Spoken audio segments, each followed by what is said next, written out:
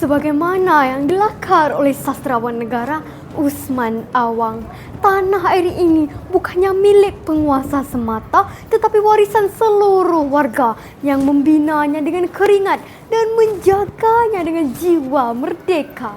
Assalamualaikum warahmatullahi wabarakatuh. Sekalang apresiasi buat nahoda penganjur majlis.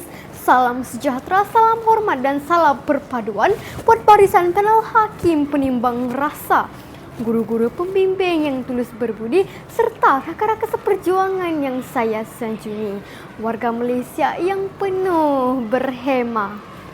Dengan lafaz Bismillahirrahmanirrahim, izinkan saya menyampaikan sebuah pidato yang bertajuk Rukun Negara Benteng Jati Diri Bangsa. Hadirin yang budiman, rukun negara merupakan ideologi kebangsaan negara yang dibentuk untuk dihayati oleh semua lapisan masyarakat. Rukun negara diwujudkan untuk menyemai nilai-nilai murni. Rukun negara bukan sekadar 5 baris kata, tetapi 5 tiang seri yang membentuk siapa kita sebagai bangsa Malaysia. Rukun negara ialah benteng jati diri, pagar nilai yang melindungi negara daripada keruntukan akhlak dan perpecahan rakyat. Tajuk pidato rukun negara ini akan saya huraikan kepada 3 prinsip rukun negara. Prinsip yang pertama iaitu kepercayaan kepada Tuhan. Prinsip kedua, kesetiaan kepada raja dan negara. Dan prinsip ketiga yang dipilih adalah berdasarkan prinsip rukun negara yang kelima, iaitu kesopanan dan kesusilaan. Ketiga-tiga prinsip ini mampu diadun menjadi teras benteng jati diri bangsa. Hadirin yang bervisi, intipati saya yang pertama berteraskan prinsip rukun negara yang pertama, iaitu kepercayaan kepada Tuhan.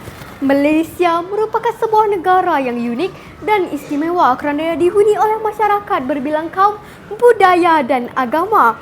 Kepelbagaian agama di Malaysia telah menjadi tunjang kepada keharmonian negara kita. Setiap agama membawa nilai murni seperti sopan santun, adil dan berkasih sayang. Nilai-nilai inilah yang menyumbang kepada pembentukan jati diri bangsa Malaysia yang teguh, bersatu dan berdaya saing. Tanpa iman, hilang panduan.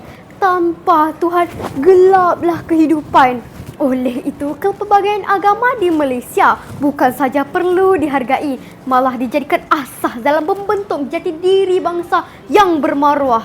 Hadirin yang bervisi, intipati saya yang kedua berteraskan prinsip rukun negara yang kedua, iaitu kesetiaan kepada raja dan negara.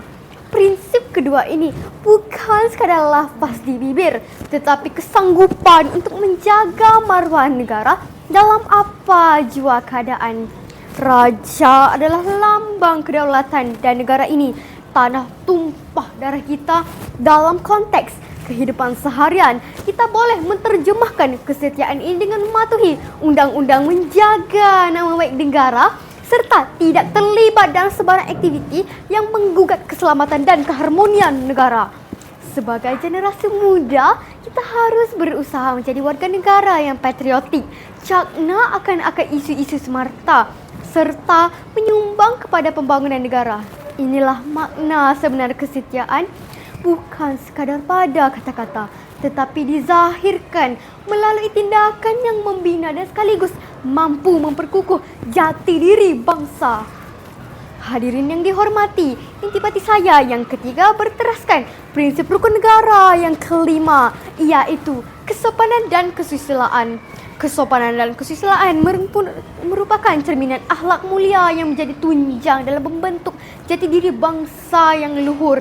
Di sinilah terletaknya jati diri yang sejati. Bangsa yang tinggi akhlaknya akan disegani di mana-mana. Sopan santun adalah pakaian bangsa Malaysia dan budi bahasa ialah mahkota diri. Tanpa kesopanan, hilanglah jati diri. Tanpa kesusilaan, runtuhlah nilai dan peradaban. Maka marilah kita bersama mengamalkan prinsip ini dalam kehidupan seharian, sama ada di rumah, di sekolah, maupun di alam maya. Hadirin yang budiman, sebagai penutup bicara, marilah kita hayati dan amalkan setiap prinsip yang terkandung dalam rukun negara. bukan sekadar hafalan, tetapi dijadikan panduan dalam kehidupan seharian. Rukun negara bukan hanya dokumen sejarah, tetapi benteng kukuh yang mempertahankan jati diri bangsa daripada runtuh di arus globalisasi. Selagi rukun negara bersemadi di hati, selagi itulah Malaysia akan kekal teguh berdiri. Rukun negara, benteng jati diri bangsa. Sekian, wabillahi taufiq walhidayah. Wassalamualaikum warahmatullahi wabarakatuh.